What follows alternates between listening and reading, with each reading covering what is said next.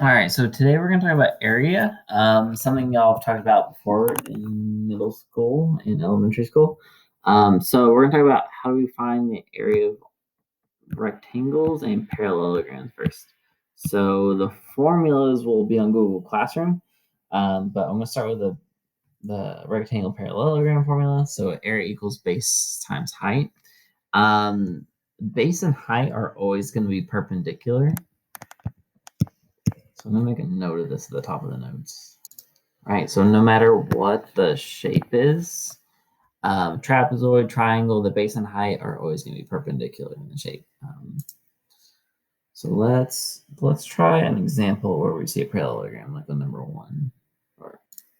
Okay, so anytime I do an area problem, I go ahead and write the formula I know I'm going to apply. So since this is a rectangle, I'm going to use the formula for rectangle. So like I said, the base and the height are always going to be perpendicular when we're doing these area formulas. So I first want to identify where those two sides are. So I know 6 is our base or height, and this piece is the other number I need for the formula.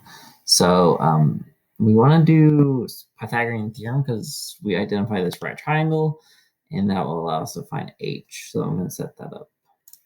Okay, so we want to solve this based on this right triangle here for h. So I'm going to show those steps. Okay, so after doing Pythagorean theorem, getting the simplest radical form for h, as always, is the best way to go. So 2 radical 7s are height. So I'm going to plug this and 6 into the area formula and multiply them. And we'll get our answer in simplest radical form since that's always the most exact answer. Okay, so 6 times 2 root 7 would just be 12 root 7. And then units squared since we're dealing with area. Okay, so we'll try number 2 next, something with an algebra expression involved. So it says write an expression in terms of x for the area of the rectangle. So that means that if it's going to be an expression, that the area won't be something like number 1, where it's just a numeric value, but that's okay to have an answer that's just represented by an expression. Okay, so the base and height are already shown in this picture as those given measurements. We're going to infer that there's a right angle in this picture, so we know to use this formula. Okay, so we're multiplying 2 binomials together, so you'll either want to do the box method or FOIL this. So I just prefer the FOIL method. So let me draw this. All right, so this is what you get after multiplying these 2 binomials together.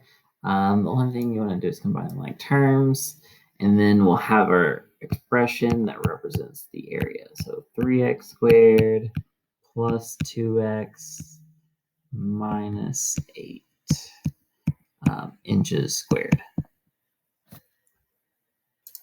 Okay, so I want to leave y'all to try number 4 by yourself. See if you can't identify what the base and height would be with each other. Keep in mind they have to be perpendicular to each other. And then also try to do number 5 by yourself, and then check Google Classroom for the work on those 2 problems. Okay, so on number 3 says, if the area of a parallelogram is 456 inches squared and the height is 24 inches, find the base length. So this is a working backwards problem, number 3. So we know we want to start with the area formula. So area equals base times height. We want to plug in the given information. So they give us the area and the height also. So we're looking for the base. So in this case, we're just working backwards. So we want to solve this equation after plugging in the given information. So we want to divide both sides by 24 to get our answer for the base. Okay, so the next shape I want to go on to is a triangle. So the area formula for a triangle is 1/2 base times height. Again, the base and height have to be perpendicular to each other. So I'm going to draw a couple of different triangles off to the side to show you all some instances of what we're looking for the base and height. Okay, so in this case, in a right triangle, the legs will always be the 2 numbers that you want to plug into the formula. If you have an acute triangle like this is the altitude, aka the height and the base you'd be looking for to plug into the formula. In the obtuse triangle, we've talked about before, the altitude of an obtuse triangle will be outside of the triangle. So here would be an example of like the two numbers you'd be looking for to plug in the formula if it was an obtuse triangle. Okay, let's try a couple examples where it's a triangle. Okay, so number 6, we have a triangle we're trying to find the area of. This is an equilateral triangle is the first thing I noticed. So the base will be 6, and the height will be here. So if it's equilateral, it also means this is an equiangular triangle where all the angles are 60 degrees at the vertices. So we have a 30, 60, 90 triangle that allows us to find the height. So I'm going to draw the reference diagram for 30, 60, 90 triangle off to the side to help us find h. Okay, so this is the reference triangle that we're used to for 30, 60, 90 triangle. We always try to identify the 30-degree side first, the shorter side. We know that this would have to be 3 and 3. So we know the 30 side. So to get from the 30 side to the 60 side, we would just multiply that 30 side by root 3. So the height has to be 3 root 3 for this equilateral triangle. And then we can plug in our two numbers for the whole triangle, the equilateral triangle, 1/2 base times height. So 6 times 3 root 3. So multiply the numbers outside the radical. So 1/2 times 6 is 3. 3 times 3 is 9. So 9 root 3 is our answer. 9 root 3 inches squared. All right, let's do one more triangle problem. So number 14 is an obtuse triangle where you can see the altitude is drawn outside.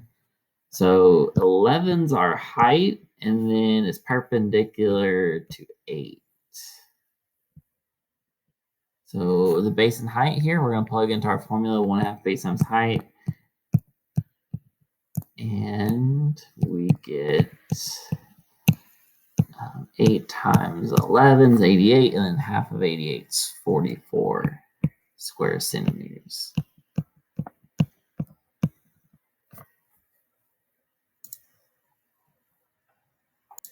All right, so moving on to a trapezoid area formula. 1/2 times base 1 plus base 2 times height. So there's two bases to a trapezoid. It doesn't matter which base you assign which numeric value. So the order doesn't matter for B1 and B2. But the bases do need to be perpendicular to the height. So keep that in mind. So let's go to example 8. So example 8, we want to find the area of this trapezoid. So I'm going to use that formula I just mentioned. The bases we can see are 15 and 30. Remember, the bases on a trapezoid are always parallel to each other. So, 15 and 30, let me label those. All right, so I just assigned 15 to be B1 and 30 to be B2. So I just need to find the height. So first thing I notice is this right triangle right here is a 30, 60, 90 triangle. That allows me to find H. I know the hypotenuse of this right triangle is 12. So the shorter leg, this is not drawn to scale, the shorter leg should be half of 12, which is 6. So the height should be 6 times root 3. Again, just according to that reference triangle for 30, 69 triangle. So 6 root 3 is the height. So we can plug into the formula and get our answer. All right, so plugging those numbers in the formula, we want to follow order of our operations. So we do want to do what's in parentheses first. So 15 plus 30 is 45. Write that out. Then we just want to multiply the numbers outside the radical. So I see 1/2 times 6 is 3, and then 3 times 45 is 135. So 135 root 3 units squared is our area for our trapezoid.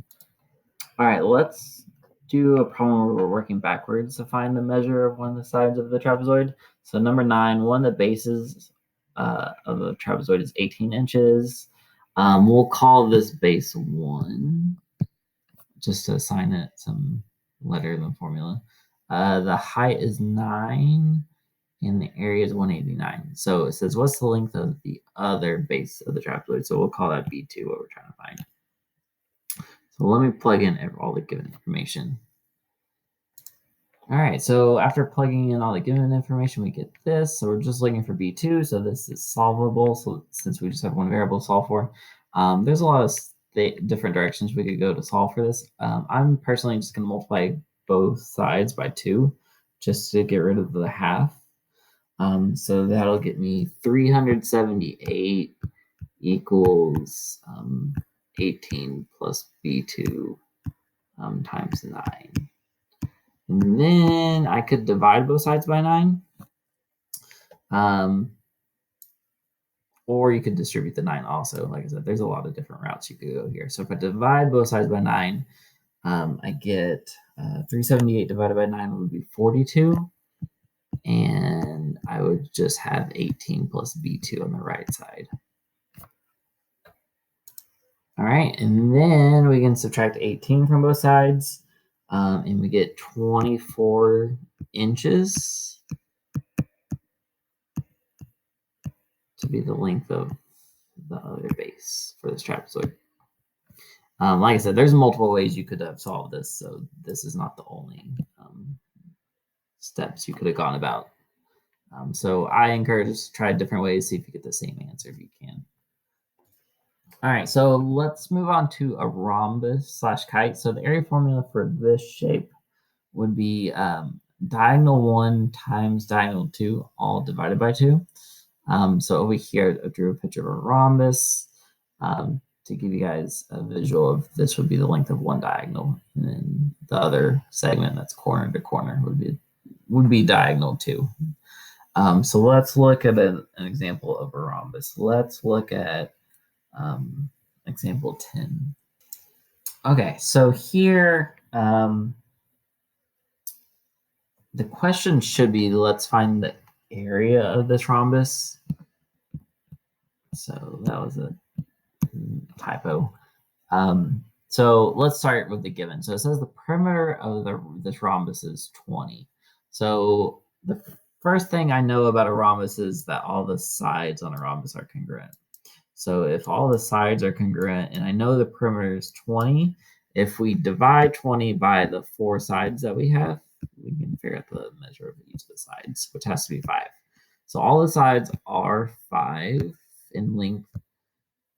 And then the other thing I know about a rhombus is that the diagonals bisect each other.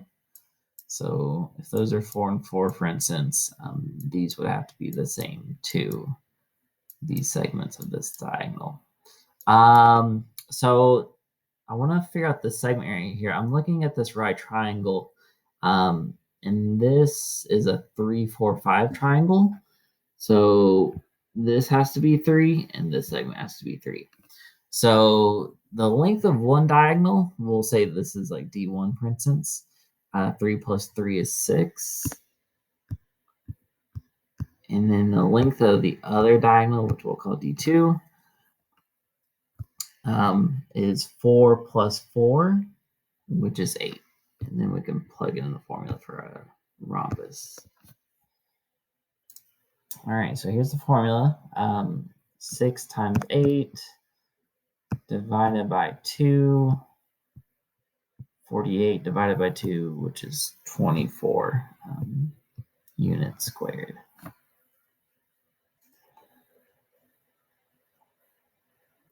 Okay, so 11 and 12 are rhombi also. So you want to follow the same formula to solve for those. So I would say try to do 11 and 12 by yourself. And then look at my work on Google Classroom and see if you can get the same answer. I'm going to move on to the last formula that I want to cover for today, which is a circle. Okay, so the area formula for a circle is pi r squared, and then I put the circumference formula down here also, which can be helpful, which we'll see on certain problems. So circumference equals 2 times pi times r. All right, let's look at 16 first. So this says find the area of the circle in terms of pi. So our answer will be a lot like how we have like simplest radical form, where we leave the answer in terms of its radical. But in this case, we're going to leave the answer in terms of pi. So we're not going to multiply by the 3.14 decimal at the end. And I'll show you what that looks like. So first thing we see is that the diameter is 14. And in the formula for area of a circle, it's pi r squared. So the radius we want to determine first. So it have to be half of 14. And then we can plug that into the formula. So area would be pi times 7 squared. So we want the answer in terms of pi. So like I said, I'm not going to multiply by pi. So I'm going to do all the other operations that don't include multiplying pi. So we're going to do 7 squared, which we know is 49. So our area in terms of pi would be 49 pi. And then the units centimeters squared. Okay, so this looks better. This is more exact than putting the rounded answer. All right, last one I want to look at is a circle has a circumference of 8 pi feet. Calculate the area of the circle. So let's start with the circumference formula. Okay, so since we know the circumference is 8 pi, we're going to plug it into here for C.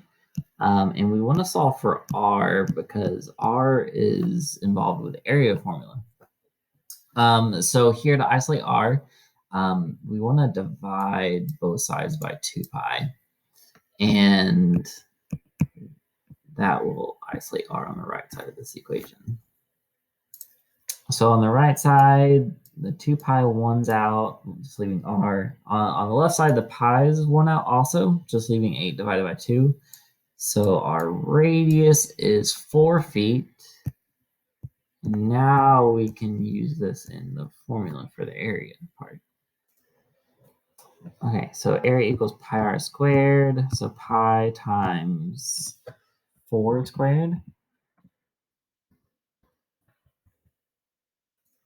Same as before to get the pi answer. I'm just gonna apply the exponent to 4 only, so we get 16. So our area in terms of pi would be 16 pi square feet, which is the best answer. It's most exact, but if they wanted the decimal answer, we would just plug this in the calculator. You want to hit the pi button on any calculator, like on Desmos. If you type in 16 and then pi, pi, you can get that exact answer. So don't use 3.14, use pi. You can find this symbol also on the keyboard. When I said keyboard, I meant the Desmos keyboard, but this would be the approximate answer. But check Google Classroom for all the other examples that I worked on the note page.